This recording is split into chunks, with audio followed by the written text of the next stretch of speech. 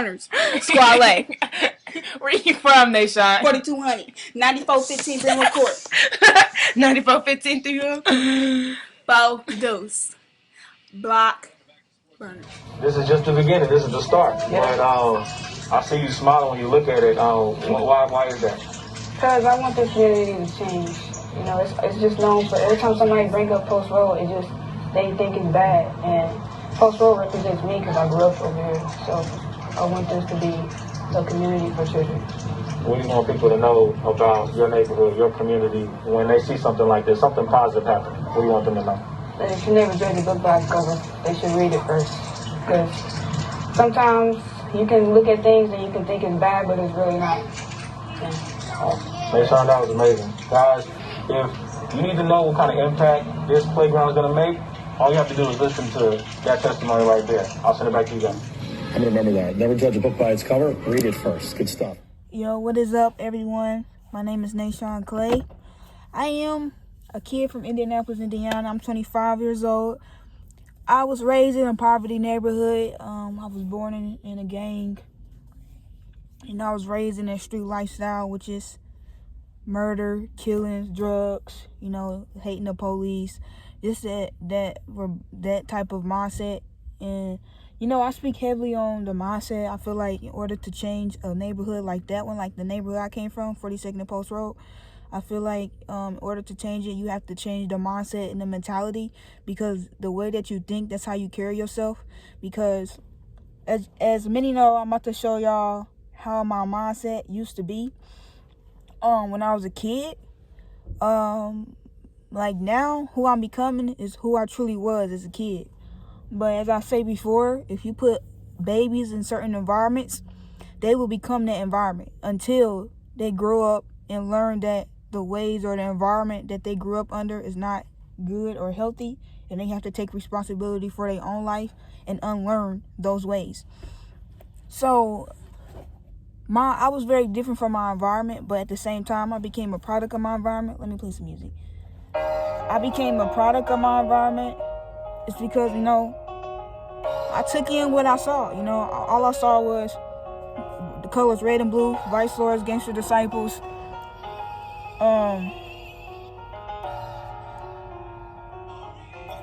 gang symbols, drugs, crack cocaine, people buying drugs, like Brentwood was like, when I was a kid, I used to saw people, like, it was a drive-through, like, they would just come in, like, they pick it up, like, you go to McDonald's, you pay for your food, you leave, and that's what it was. And Brentwood's one way in, one way out, and that's all I knew, just the gang life. I wasn't into selling drugs, I wasn't into shooting people, but I was extremely loyal to the streets. I was extremely loyal to those ways, because as a person, I truly value loyalty, and I believe that I just truly value loyalty, and I really honor loyalty. So if I'm loyal to something, I expect them to be loyal to me. I expect the same thing. And I was very loyal to what I grew up around, the streets, the gang I was born into. I was so loyal to the name Foduce, meaning I was willing to do what I had to do to stay loyal to what I grew up around, because I thought I had to. I thought it was a part of me, because I truly value loyalty. And when you listen to these songs, you can see that my mindset was a product of my environment. What you hear me talking about 4-5s, which is a gun, me killing people, drugs, whipping it in the kitchen, is because all that stuff that I'm talking about is because I grew up around it. Whipping it in the kitchen is when you cook crack cocaine. I grew up around crack cocaine. My mama said she actually tried to keep the gang members out of her house from doing it, or she kept me away from it. So, but a parent can only do so much, especially when you get older. Just things that a kid is going to see. Sometimes parents can't always protect you, but I saw that stuff, and it became. I mean, in those songs, how could I talk about something else when I knew nothing else? Like, everything in that song, that's all I knew. Just the drugs, just the gangs, the killings, Just like in my book, when I talked about my little cousin, he was only in kindergarten. I told him to rap for me. and he started rapping about killing people and his daddy being locked up. You know why? Because that's his environment. He's only rapping what he knows. He knows nothing else. So I don't understand why the world gets so upset at these kids in poverty neighborhoods, because that's all they know. But as you get older, it's your responsibility. It's your responsibility to know that what you was raised under, what you follow in these poverty neighborhoods is not right, it's not good, and it's destructive. But my little cousin's only kindergarten. He knows no better. And he saw a body. He saw somebody get killed, shot in the head at a young age. He's a kindergartner. He wasn't even he was in kindergarten. He got shot in the head and he saw it. You know? He seen it. He witnessed it. His daddy is locked up. Everything around him is dysfunctional, is destructive. So he's becoming his environment. Like I said in my book, he's not a bad kid. He's just a product of his environment. That's it. But he has to take responsibility when he gets older to learn that those ways are not good. They're not healthy. They're destructive. And I hope he do, because if he doesn't, I know that pathway. I know what's going to happen. He's going to grow up in that gangster image. He's going to tote pistols. He's going to have that same mindset that he had when he started rapping as a kid. And he's going to adapt to it. He's going to truly become it. And he has to learn that that's not the only ways in the world. You know? Because the kids in these type of environments, that's all they know. Like a kid that gets raised to hate black people, a kid that grows up to hate another colors because the people in their household, their environment is teaching them. Even though you don't teach them with words, the way that you carry yourself, kids take how you carry yourself, they take it in. That's why I say lead by an example, because how you carry yourself, if your demeanor, all this stuff about you hates another color, that kid is gonna pick it up and they're gonna hate that color too. Because first off, they have to learn. Their mind has to learn, and their mind depends on you to teach them. So whatever you expose them to, they become. Like, that's why I say it's no outsider's fault that on how we become or who are we becoming in.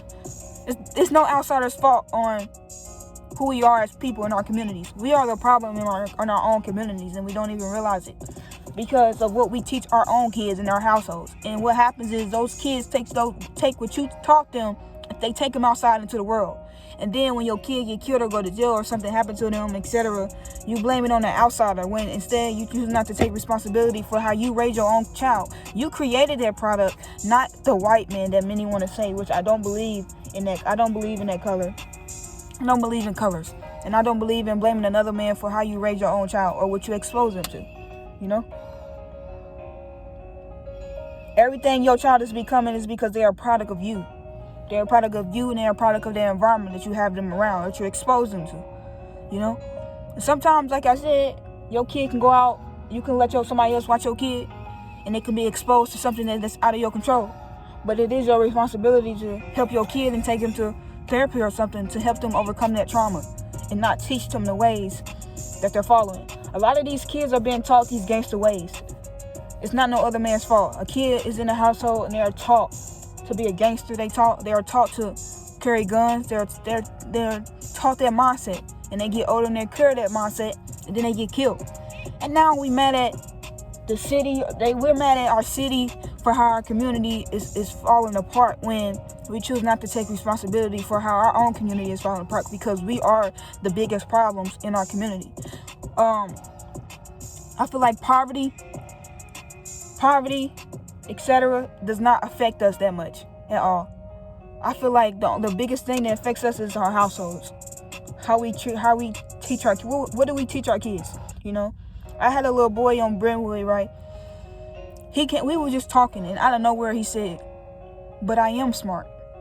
And I never made it seem like I never put it to that to make him think that I didn't believe he was smart. He said it out of nowhere. And I told him, I said, "You are smart, and it's okay to be smart." And I feel like he tried to convince me that he was smart because I feel like someone in his household made him believe that he's not smart. So he self-projected it to me, and he showed me how he felt. And I told him he was smart, and it's okay to be smart, you know? because it does take a village to raise these kids, you know. We have to build these kids. Like, if they come outside in our environment, they come outside, we are the environment, we are the village. And we have to be willing to raise these kids, you know, to put structure in them, to help them, because they might not be getting what they need in their household, you know. So it's always good to come outside and get it, you know. So yes, my mindset was trash, and that same mindset could have got me killed. Because if I kept that mindset, I was so loyal to the streets. I was so loyal. And if I would have kept that mindset, I would have got killed. I would have died. I would have died to the gun. I would have been in jail. And I probably would have still been in jail right now for giving my loyalty to the streets and believing the streets is loyal. But now, as I got older, I learned that the streets is not loyal. The streets is not loyal. And I fell in love with an image. It was only an image, and the image was not real. So I do, when I go in therapy, I'm battling anger now, because like I said before, I expect when I'm loyal to something, I expect it to be the same, and I feel like betrayed. I feel disappointed because what I was loyal to was never loyal to me, and it was never real. It was only an image, and it angers me, you know. But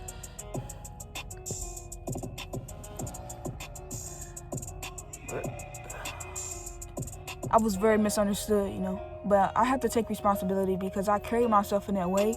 But I truly didn't know better until I got older. I really didn't know better in high school on down. I truly didn't. I was learning to protect myself, because in that type of environment, in the ghetto, anything outside of the gangster image is a sign of weakness. A nerd, etc., whatever. You will become a target. So I had to survive, especially what happened in my household. The things that happened in my household made me form an image to protect myself, because I was constantly abused. I was constantly attacked. I was called weird. I was called skinny. I was like the trash can. I had low self-esteem. I had a lot of insecurities, and I had to protect myself from the verbal abuse. So I formed a gangster image. I formed that tough interior in order to protect myself from pain, you know. And I also disconnected from my emotions just to protect myself. And I don't believe I disconnecting from my emotions consciously. I think I did it unconsciously. That my brain, whatever, it wanted to protect itself from so much pain that I was going through. So like when people die, I don't have no emotions towards it. Or when something happened, I don't have no emotions towards it. I'm very nonchalant. I hope I said it right. I'm very nonchalant to it, and I don't have feelings towards it. The last time I felt something was when my friend Vaughn died, and it was recently. It was September. Yeah, I think it was September. Yeah, September the 15th. Days after, I think. And I became angry. That's when I realized. That's when I started to feel again. Because his death made me angry, and it made me angry because of me being so loyal to the streets.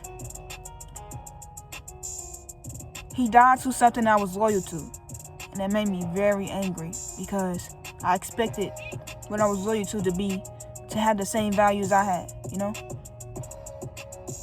But it wasn't. It wasn't that way. So a lot of things that I'm learning now, I'm learning when I hit my 20s. It's crazy though, but so a lot of kids right now that's my age, that's younger, they probably just stuck. They probably don't even know it's more, because when I was that age or when I was a kid, I didn't know it was more. The difference is I wanted out. I believed it was more, you know. I wanted out of my environment, and I thought it was money. So I started chasing money. I just wanted to get out of that gangster environment, you know, because it wasn't who I truly was as a person. I wanted out, and I wanted more, and God led me to Jesus. And he set me free from sin, from all the ways that I took in, and I'm free. And I gotta stay on that pathway. That's how I did it, you know. I gave my life to Jesus. It wasn't no money or nothing like that.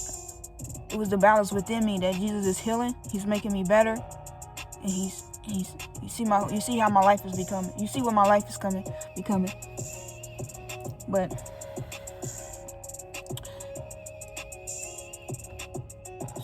it's a lot of this stuff is science.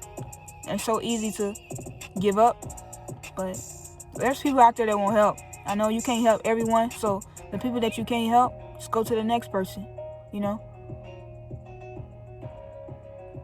But don't give up. Don't give up on those kids in these ghettos, because they definitely need somebody to fight for them. Because who's fighting for them?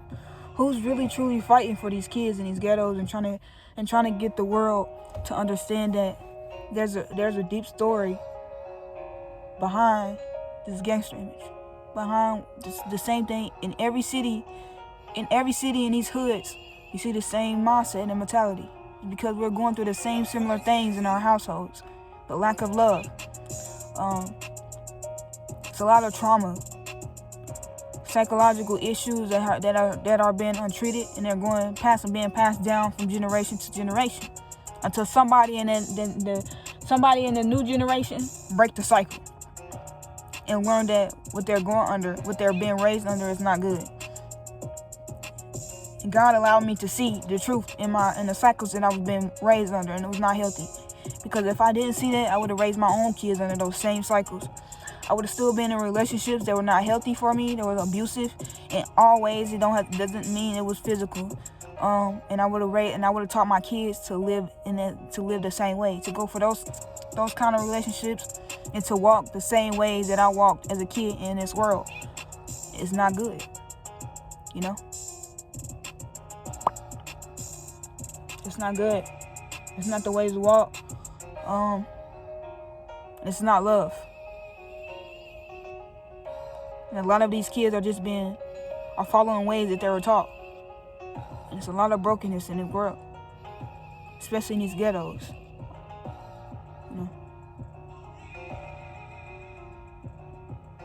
But I'm gonna end it.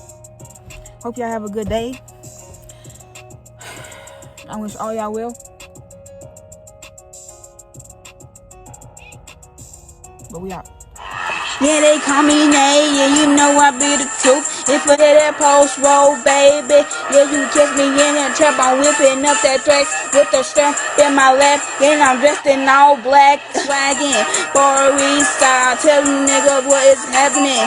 Never been scared, got that tube on my side. Cock it back and let it go. Everybody about to die. I ain't never been scared. For the dude, nigga, for East Side, and I'm pulling hella triggers. Nigga, what you mean?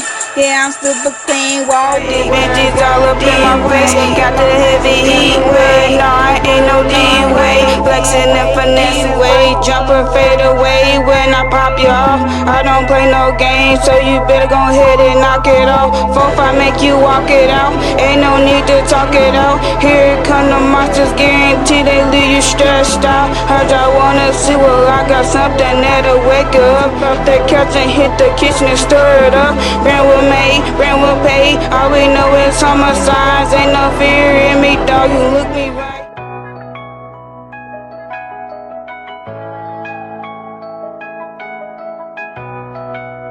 Really made.